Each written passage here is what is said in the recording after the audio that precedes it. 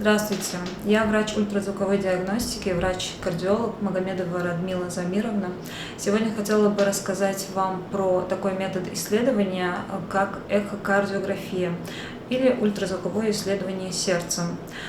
Современную кардиологию невозможно представить без этого метода обследования, который является самым распространенным и информативным.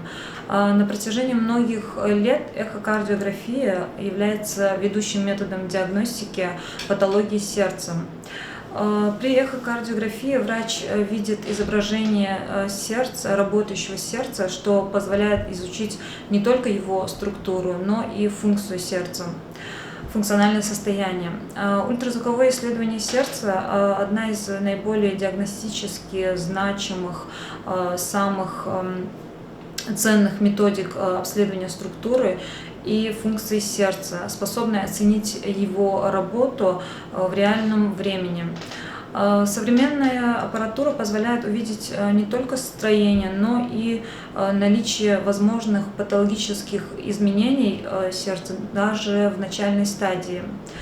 Полученные данные дают возможность исключить или подтвердить наличие отклонений от нормы, что помогает кардиологу в постановке диагноза и определении дальнейшей тактики лечения. Исследование является неинвазивной процедурой, является безболезненной процедурой, не вызывает каких-либо неприятных ощущений, и проводится эта процедура от 30 до 40 минут, около получаса. И также, чем удобна эта процедура, она не требует никакой предварительной подготовки. Какие же показания имеются для проведения этой процедуры, для этого исследования? Первое показание – это если имеются какие-либо изменения на электрокардиограмме.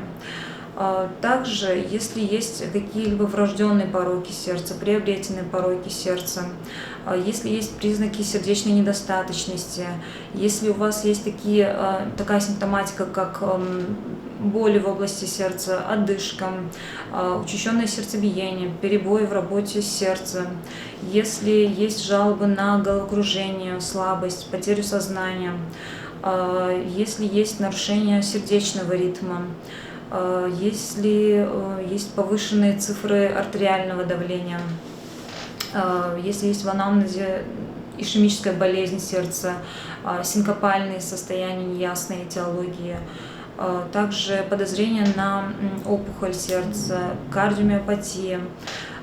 Если у пациента есть заболевания, которые приводят к поражению сердца, а это заболевание именно ревматизм, которое поражает в большинстве случаев клапаны сердца. Также эхокардиография входит в скрининговое обследование спортсменов.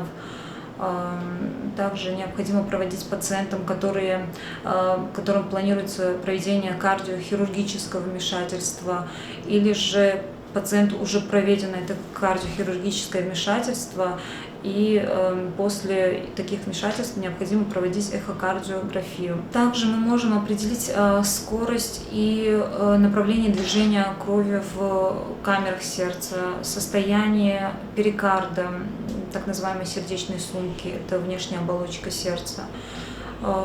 Можем определить наличие внутрисердечных тромбов, опухолей сердца.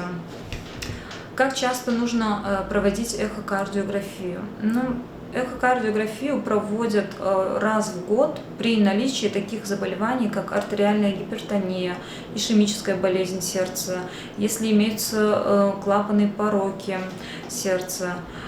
Также, если есть в прошлом перенесенные воспалительные заболевания сердца или же в прошлом перенесенный инфаркт, для того, чтобы исключить наличие таких осложнений, как аневризма, тромбы.